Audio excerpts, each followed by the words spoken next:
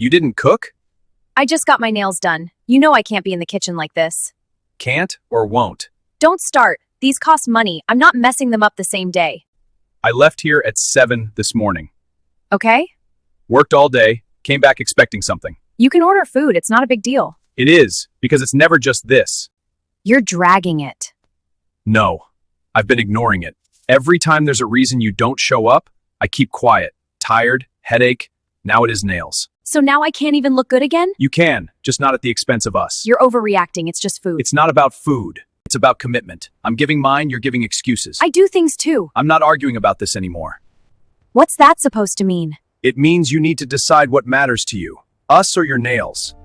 You're being dramatic. No, I'm being done. I'm sick and tired of having to beg for basic effort. So you are calling it quits over a trivial issue such as this? A woman who chooses nails over me is not worth my time. But I am trying to look good for you. I am done talking.